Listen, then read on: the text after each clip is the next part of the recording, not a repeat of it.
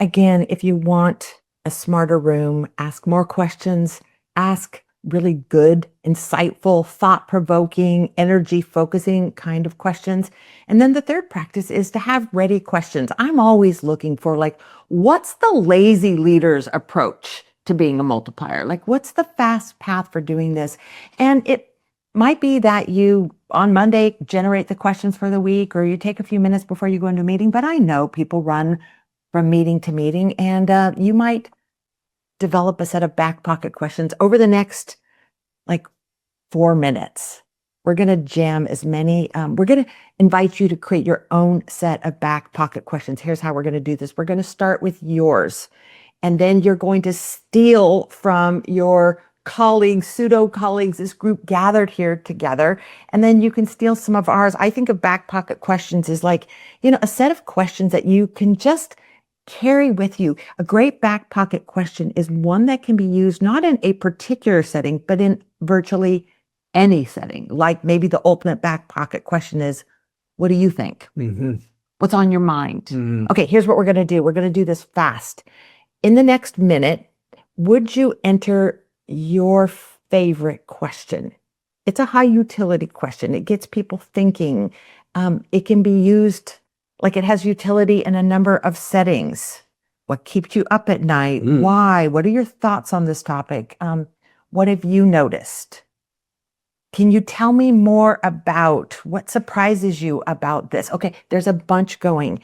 What I want you to do is steal one of these questions and then maybe start a new comment where you take your favorite and you add in somebody else's favorite. And so you can just put that in. So you're starting to build in this chat window your back pocket questions. Now we want to invite you to steal some of ours. And I think we've got a little chart with some of these. I'll read a few that I just happen to have in my bag.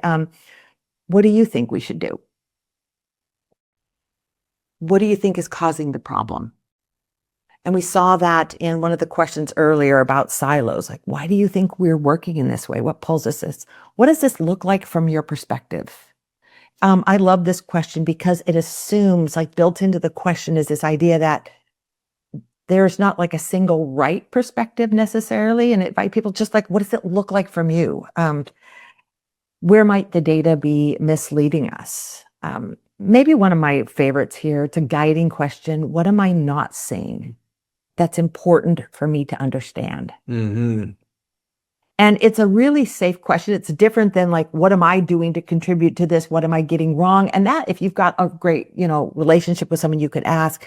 But this is one that just says, yeah, I just might not be seeing this. And it would be helpful. It's like inviting someone to kind of give you a guiding question. Okay. Would you pick one or two of those that you like? And what we invite you to do is to start a new chat with one of your favorite questions, one that you've stolen here from the chat stream, one that you have stolen here from the Wiseman group favorites.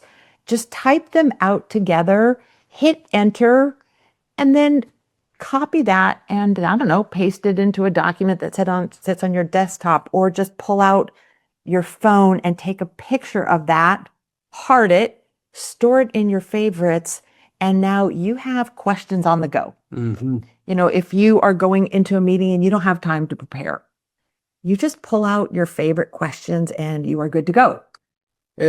Having a set of questions that you can use when you're in a situation where the stakes are high and the ideas aren't coming or you aren't sure is probably one of the best things that I've ever learned is when I'm in a leadership situation. Mm-hmm. Because it's a lot easier for me to go through questions that I have that might be a good fit than it is for me to come up with answers of things that I just simply don't know the answer to, or I know it would be unwise for me to try to come up with an answer. And so I feel like that it's like a way to get a little bit of relief as a leader, especially in these high stakes situations. I want to go back to, I'm going to share with you one of Chris Toss' questions. I was meeting with him, preparing for a session I was doing for his team, and I noticed some of the people on his team had not yet contributed to the conversation. And he asked, what's a different perspective on this issue? Or what's a perspective we haven't heard from yet? which is a great way to say, like, we get, like, maybe he's outlined a bunch of things, but he recognizes that there's value in diversity Mhm. of point of view, and he's actively inviting it.